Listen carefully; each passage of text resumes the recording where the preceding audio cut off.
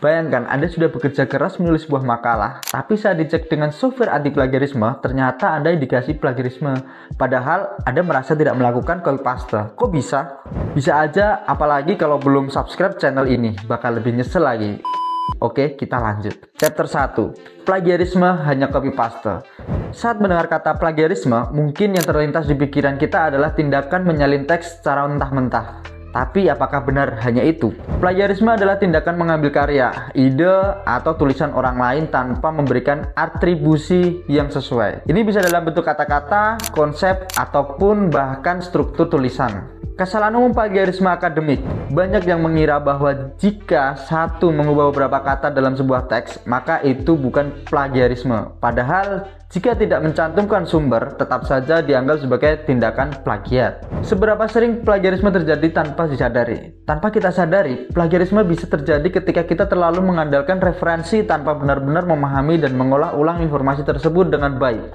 Lalu, jika bukan hanya copy paste, apa bentuk plagiarisme lainnya? Kita bahas di Chapter 2. Chapter 2. Jenis-jenis plagiarisme yang jarang diketahui. Banyak bentuk plagiarisme yang sering tidak disadari, bahkan oleh akademisi berpengalaman. Mari kita kenali beberapa jenisnya agar kita bisa lebih berhati-hati. Plagiarisme langsung, menyalin teks atau ide tanpa perubahan sama sekali dan tanpa menyebut sumbernya. Ini yang paling mudah terdeteksi. Plagiarisme ide, menggunakan konsep atau teori orang lain tanpa mencantumkan sumbernya. Meskipun kata-katanya berbeda, intinya tetap menjiplak ide tersebut. Self-plagiarisme, menggunakan kembali tulisan atau penelitian sendiri yang sudah pernah dipublikasikan tanpa memberi keterangan bahwa itu adalah karya sebelumnya. Parafrase tanpa kredibilitas, menggunakan beberapa kata dalam sebuah paragraf tanpa memahami isi sebenarnya. Ini tetap tergolong sebagai plagiarisme karena esensi informasinya masih sama. Patch reading, mengambil beberapa sumber, menggabungkan, dan mengubahnya sedikit tanpa benar-benar memahami isi yang ditulis.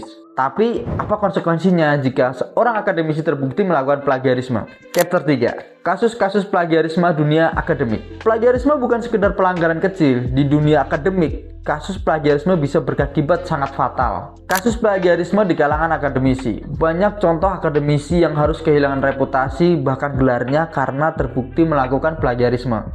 Beberapa di antaranya bahkan harus menghadapi tuntutan hukum. Bagaimana jurnal internasional menanggapi plagiarisme? Jurnal internasional memiliki standar ketat. Jika terbukti ada plagiarisme, artikel bisa ditarik dan penulisnya bisa dilarang untuk menerbitkan jurnal lagi. Jadi, bagaimana cara kita menulis etis dan menghindari plagiarisme?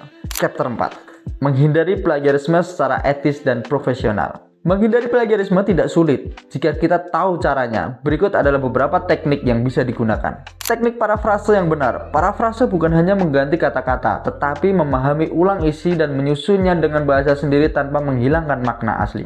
Cara mengutip sumber dengan tepat. Menggunakan sistem kutipan yang sesuai, seperti APA, MLA, atau Cicaku. Selalu sertakan daftar pustaka yang lengkap. Tools anti plagiarisme wajib digunakan. Gunakan tools seperti Turnitin, Grammarly, atau Copyscape untuk mengecek apakah ada bagian tulisan yang memiliki kemiripan dengan sumber lain. Dengan menerapkan cara-cara di atas, kita memastikan bahwa tulisan kita tetap orisinil dan etis. Chapter 5. Kesimpulan plagiarisme membunuh karir. Menghindari plagiarisme bukan hanya soal kepatuhan, tapi juga soal integritas akademik. Mindset akademik yang etis. Integritas akademik adalah fondasi dalam dunia pendidikan dan penelitian. Dengan menulis secara etis, kita bisa menjaga kredibilitas dan kualitas ilmu pengetahuan. Membangun kredibilitas akademis. Jadilah akademis yang bertanggung jawab dengan selalu mencantumkan sumber, memahami cara menulis yang benar, dan tidak tergoda untuk melakukan plagiarisme. Plagiarisme bisa merusak reputasi akademis seseorang. Dengan memahami dan menghindarinya, kita bisa menjadi akademis yang lebih baik dan profesional. Gimana? Sobat dosen sudah paham tentang plagiarisme sang pembunuh karir akademik ini? Semoga bermanfaat. Jangan lupa like dan komen di bawah ini.